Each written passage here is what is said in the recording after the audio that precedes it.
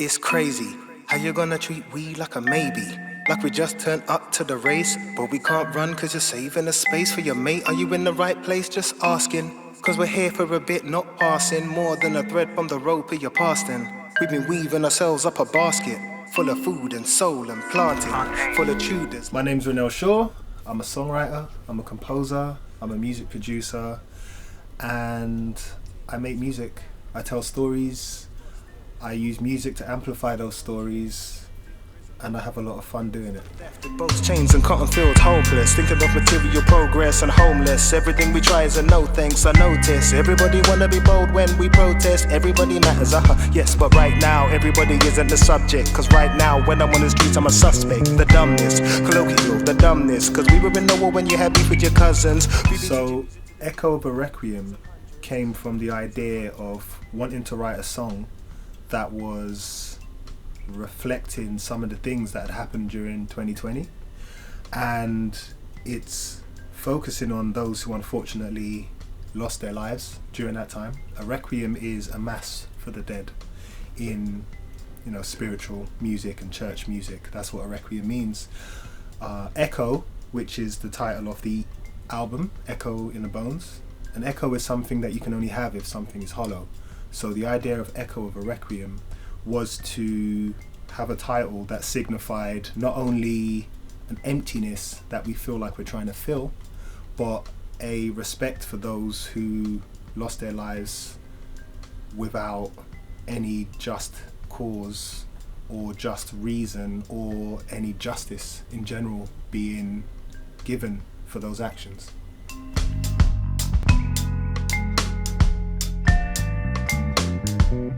So the songwriting process was quite random because my thoughts come at different times in different spaces, and the order of things is never the order of the recording. So I allow myself to just flow with it, and then a lot of the time I will look back and shape things to where I think they should be. My thing is always about getting the message across. So I allowed myself to freely just write how I felt. When I wrote these lyrics, it was closer to the end of 2020, so I had some time to process what had happened, and I wanted to speak in a way that got people to think. So with my writing process, I was always thinking about not preaching, but giving people content that they can sit with and reflect on and come to their own conclusions with. And with that, it allowed me to be more sensitive with my writing process. I didn't just write how I felt. I put how I felt down on the page, and then I crafted it so that it worked in a way that other people could explore some of the themes and the content.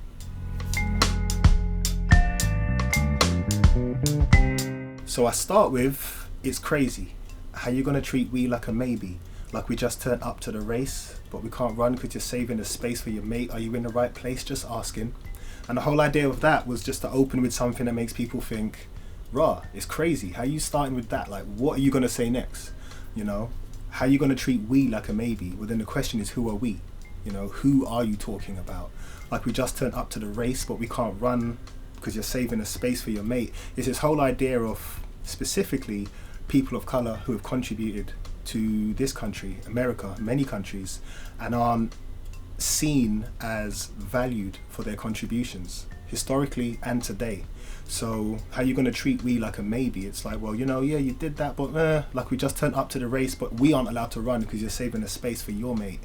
And it's like, you have to ask these questions, are we in the right place? Like, just asking, because I'm here for a bit, not passing, more than a thread from the rope of your past. And that's the whole idea about, lynchings being legal. When we're more than a thread from the rope of your past. We've been weaving ourselves up a basket full of food and soul and plantain, which is an overdub in the background. That's a little sly one. Me and my friends, both Caribbean and of African descent, we'd always have these age-old battles about how you pronounce plantain. Is it plantain or is it plantain? Well, it depends where you're from. I'm not saying which one it is because, yeah. But my idea was to mix humor with these things. I'm not going to sit here and just kind of go in on this preachy, direct, aggressive way, like this serious content. But the way I like to present things is we're observing, we're aware, and we're asking questions. Full of Tudors, light and dark skin, not slaves but trade and marching. The whole idea of that is, again, it's recognizing that we didn't just come here from the Windrush. We didn't come here from just slavery. Like, black people, people of color, have been here for a very long time. It may not have been as documented as it should be, but we've been here. And we haven't just been here as slaves, you know.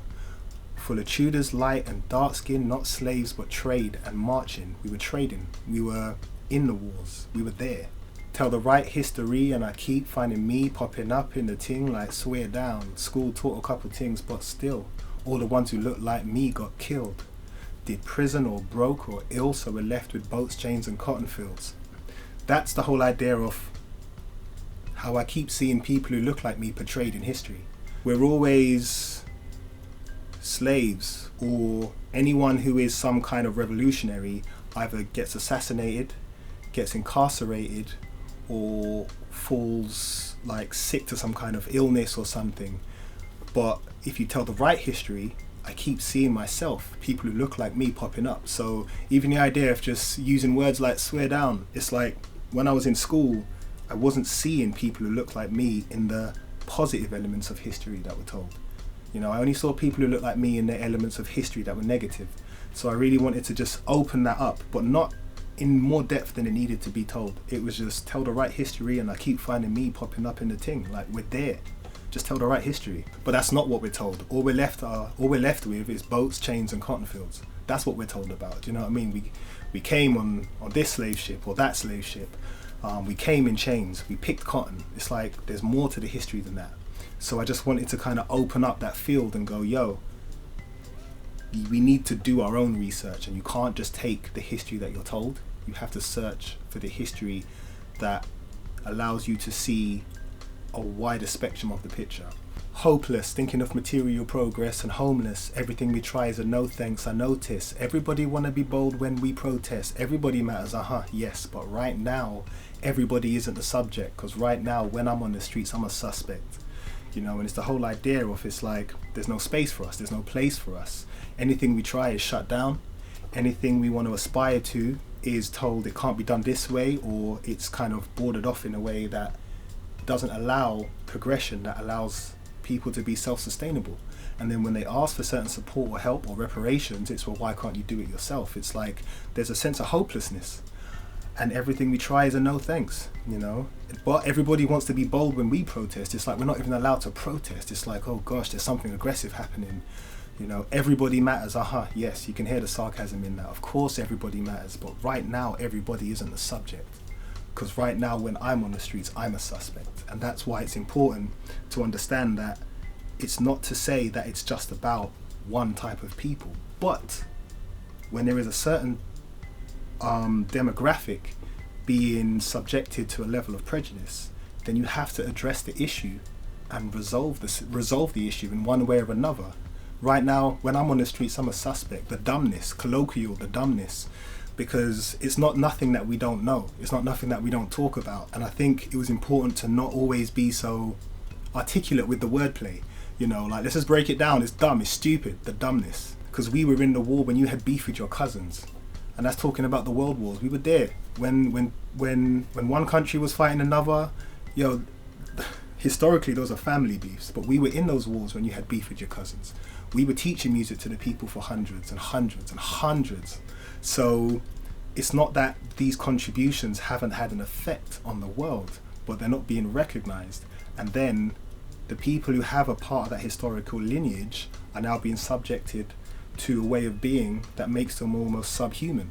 It's not right. So it's almost just about clearing certain things up and letting people know, whoever's willing to really listen with an open ear, that things need to be looked at with a different viewing glass, basically. But you don't show no love within your classical concerts, so we did not believe we could do classical concerts. And I ain't even finishing this. I'm tired of the chat, what you doing to win? I'm tired of the claps when the silence is king. I'm gonna play a game that I know from within, echo. And that is, again, it's just like, you don't show no love within your classical concerts. I know for me, within school, I didn't believe that black people even did classical music because I didn't see any people who looked like me doing it. So because the love wasn't there, because the representation wasn't there, the idea to immerse yourself in that genre wasn't there as a thought. And if I'm honest, not just myself, but I think a lot of people are tired of the chat. What you doing to win? You know, actions speak louder than words. So I just sometimes feel like we can talk and we can talk, but what are you actually going to do? What are the steps you are personally taking? What are the steps we are taking?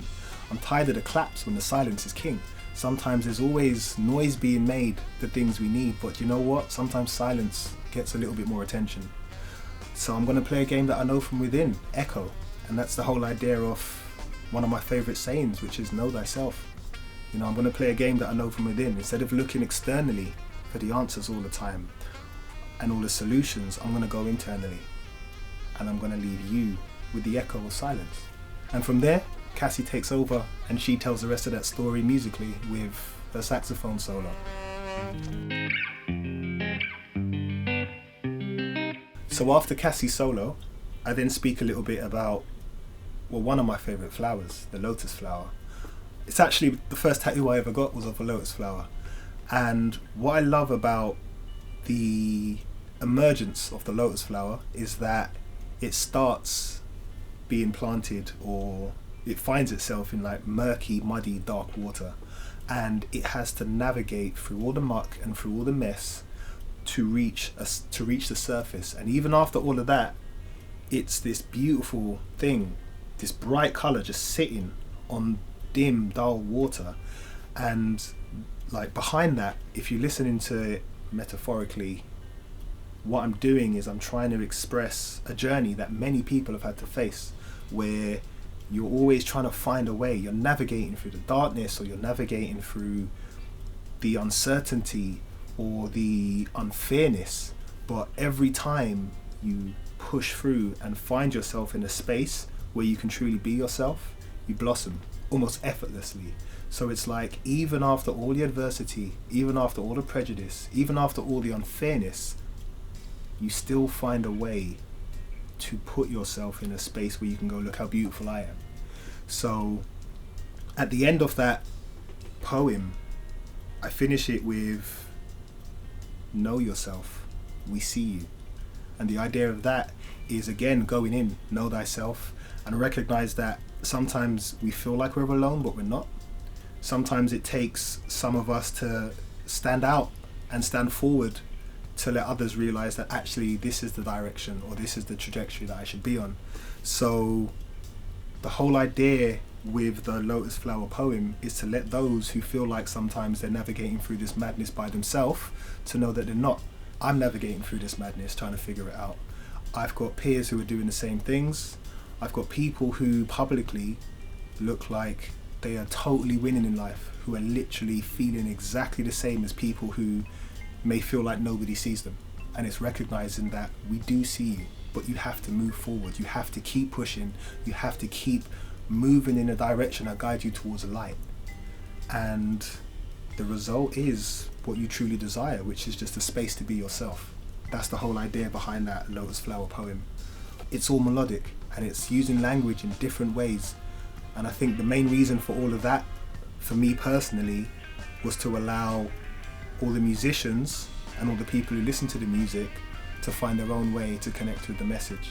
So whether it's through my words, or the poetry, or the saxophone solo, or the vocals, or the guitar solo, there's space for you to find a way to let the music feel like it's yours.